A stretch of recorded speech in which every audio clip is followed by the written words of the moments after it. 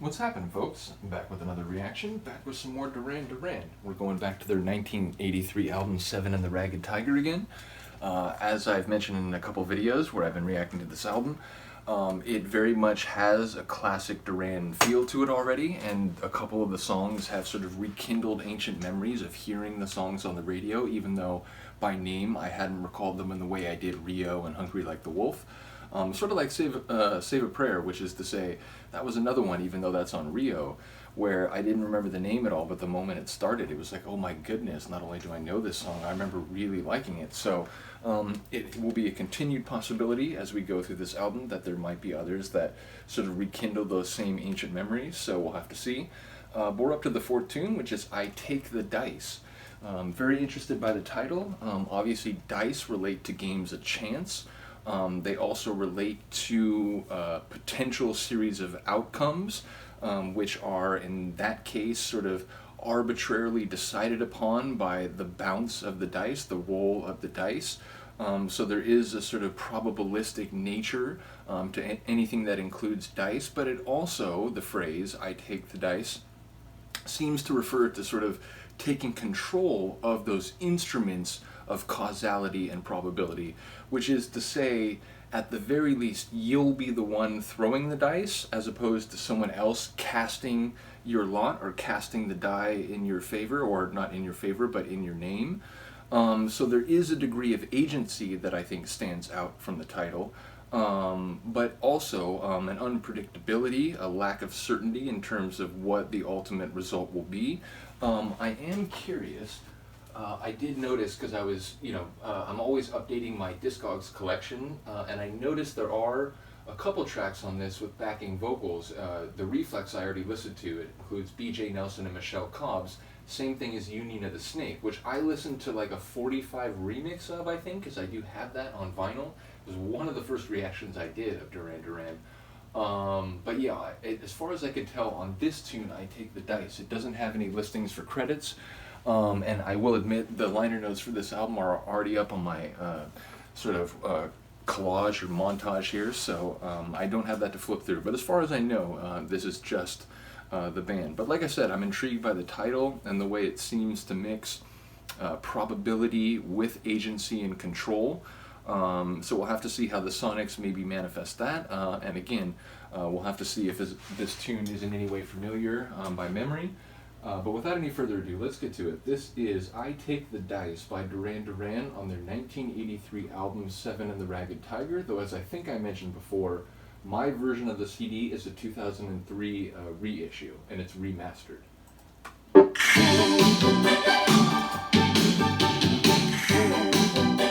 Like those castanets or whatever that was.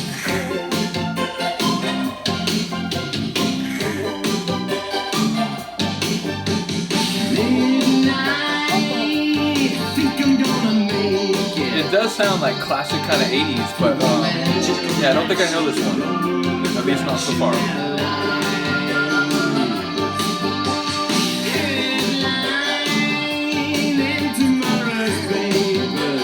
I like his kind of halting delivery of that. He hung it in the air and then finished it off strong.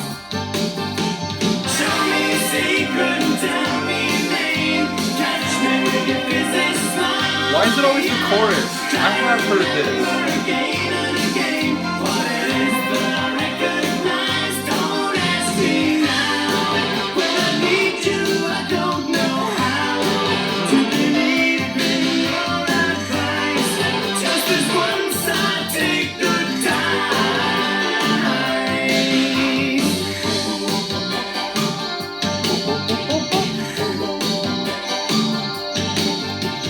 That sort of delicate ascending melody. So what's the point of faking? When a kiss or a whisper could roll out desperate pride. Hold tight onto daddy's bracelets. Make him pay for the chances with money that don't think that's nice. I love this. This part, again, the chorus feels familiar.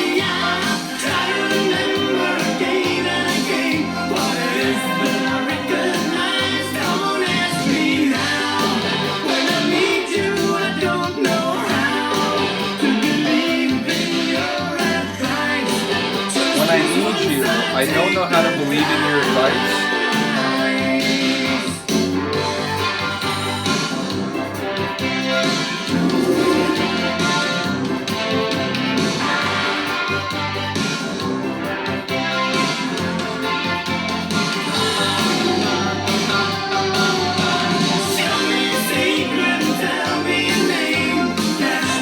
The way it went from that interlude back into the chorus.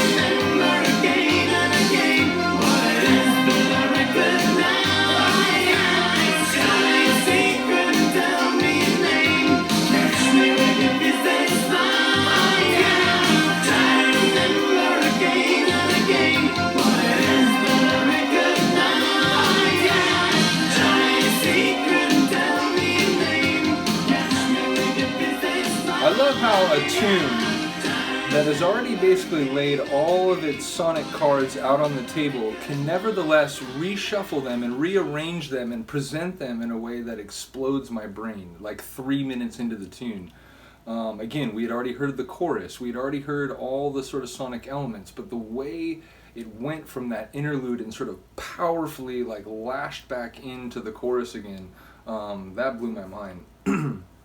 That's incredible. So yeah, like I said, I do feel like I probably heard that one on the radio. Maybe not as much as some of the others. As I said, it was only really the chorus that sort of struck this chord of memory, whereas the verses and sort of that intro didn't really cue me in that way. So perhaps I did hear it, just maybe not as much as some of the others, but as I said, it has that classic sort of 80s Duran feel, and it really sort of used the elements well, and again, the sort of sequencing, the evolution of the tune in terms of the segments was fantastic. Again, I keep mentioning that I love the sort of sonic nature of a lot of their instrumental interludes, and in that case it was about that, but it was the way in which it went from that back into a part of the song. Again, we had already heard it 3 times. Yeah, so that was incredible. Lyrically, I think there's still a lot that I need to color in there. Didn't catch too many of the lines. Specifically, again, maybe a couple, but even those I'm not sure. It's like, when I need you, I'm not able to, what was it, believe in your advice, or like they were struggling to believe in the advice. So that's just an interesting concept in of itself, the idea that like, I have some sense that what you're telling me is accurate, I just don't know if I can convince myself to accept it in an epistemological sense. So yeah, ultimately, I think there's more lyrical understanding that I have to travel in this one. So yeah, I'm going to listen to it some more, but do let me know if you have some insight. And yeah, let me know what you think of this album overall. I've heard a number of people praise it, but I've heard other people say it's not their favorite. In fact, I forget, I'm trying to remember if it was Johnny or if it was Lenny, but one of you was saying that like for you it's actually not one of your favorites. It might even be like in the lower like listing if you were to rank the albums, but they were also saying that even establishing that, there's still several awesome songs on it. So I love that idea that, you know, for me, there have been other bands that I've been listening to for longer. I definitely know what that's like, where it's like, hey, you know what, in the grand scheme of things, it's not my favorite album, but man, it's still quality. It's still the band that we know and love. So I completely get that. Although again, for me, this is turning into a very sort of nostalgic experience with this album as I go through it. That's like the 4th track, I would say. I think it's all 4 so far that on some level I do recognize. So yeah, I'm going to look forward to going through the rest. The next one will be Of Crime and Passion, a very interesting name. Certainly suggests perhaps a more like lurid subject matter, although again the way in which that manifests could be like on an interpersonal level, but it could also be like more psychological. So yeah, we'll have to see the way in which that manifests, but yeah, let me know what you think of this one. Other than that, I will see you next time. Peace.